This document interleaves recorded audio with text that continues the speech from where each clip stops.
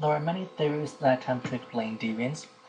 One commonly discussed theory is Anomie Theory, which would be the topic of this particular video. Anomie Theory was discussed by both Durkheim and Merton and refers to the breakdown of norms. For Durkheim, anomie is typical of societies that are experiencing rapid change, meaning when a society is quickly changing, people feel a little bit off balance, don't quite know what to do, and so norms break down and people commit deviance. However, we will focus on Robert Merton and his perspective of anomie. For Robert Merton, anomie, or deviance, arises when there is a discrepancy between socially defined goals and available means of achieving them. One key aspect of this is goals, the goals that society says we should have. Now think for a moment, what goals does society claim that we should have? Money, a nice house, big screen TV, and what means does society say we should use to obtain those goals? Get an education, work hard, and invest. However, it's not always possible. Sometimes there's a gap between those. There's a discrepancy between the goals and the means. So again, culturally defined goals, discrepancy, and means.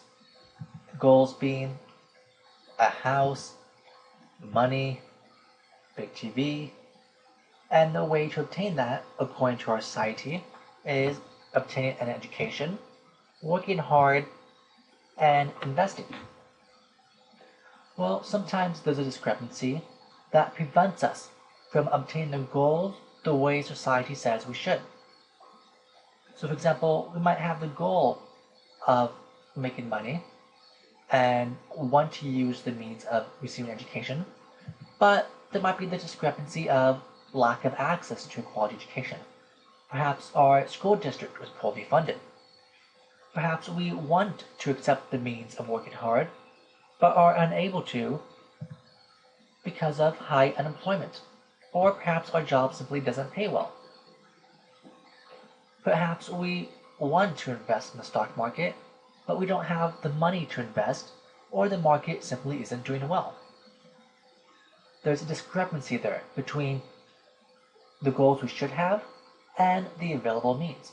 Society says we should obtain the goals and says how we should obtain it through the means, but might not give us the full opportunity. There's a bit of a strain there. And in fact, another name for this theory is strain theory. Some textbooks will call it anomie theory, some textbooks will call it strain theory, but they are essentially the same thing.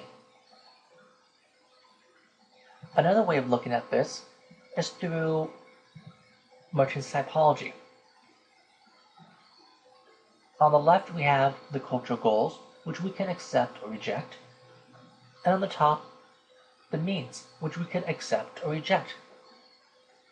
Let's stick with the goal of making money, since that is a very common goal in our society.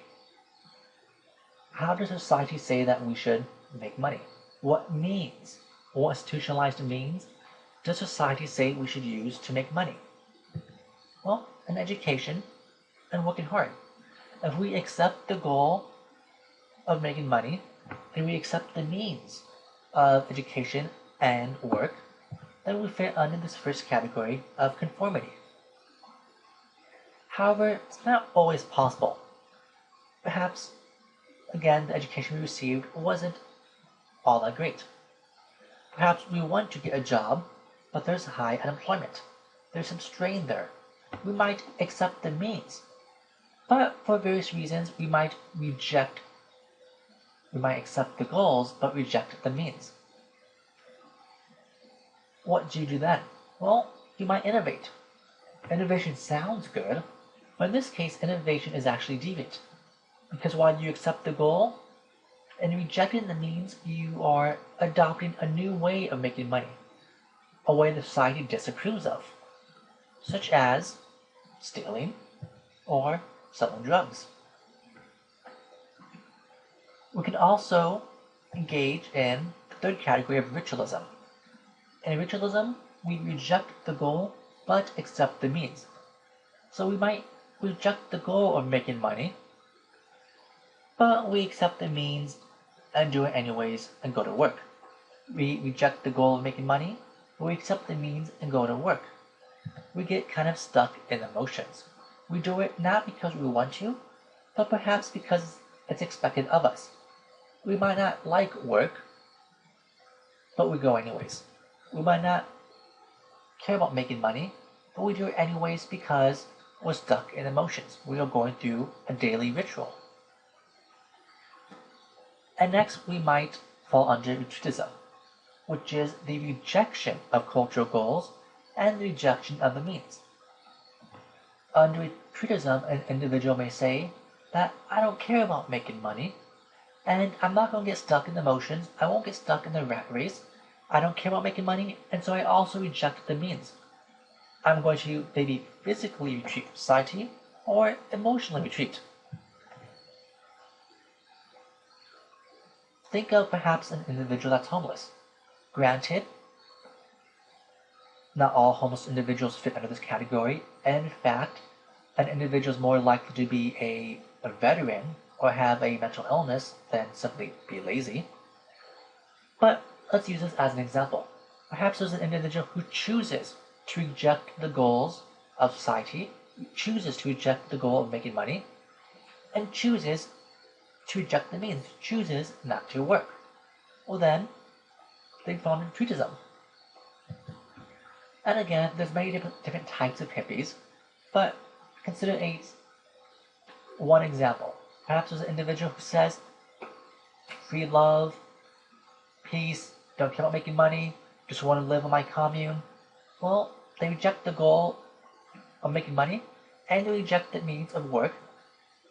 They kind of do their own thing. They retreat from society. Again, perhaps physically, or just emotionally. Under all four of these, conformity, innovation, ritualism, and retreatism, we're dealing with the rejection or the acceptance of goals and means. But there is another fifth category, rebellion. Under rebellion, the individual not only rejects the goals, but they replace it with new goals. They not only reject the means, but replace it with new means. Think of a social movement, such as the civil rights movement or the women's rights movement. Social movements oftentimes reject the goals of society and instead want to create a new set of goals. In this case, the goal would be equal rights. They may also reject the means because of lack of access to the appropriate means. So for example, the appropriate means for social change would be voting. But did blacks during the civil rights movement and women during the women's rights movement have access to the vote? No, they didn't. And so not only did they reject the means, but they created a new set of means, such as lunch counter sit-ins, freedom marches, bus boycotts. So although rebellion sounds bad, it can actually be good. Rebellion can create positive social change, such as with the women's rights movement and the civil rights movement. Even movements today, such as the Tea Party movement or the Occupy Wall Street movement, would fit under rebellion, because they reject the goals of society, they reject the means of obtaining change, they want to create new goals, and they create a new set of means to obtain those goals. Now consider these 5 categories. Which one of these 5 categories, or which set of these categories, would technically be deviance, and which one wouldn't be deviance?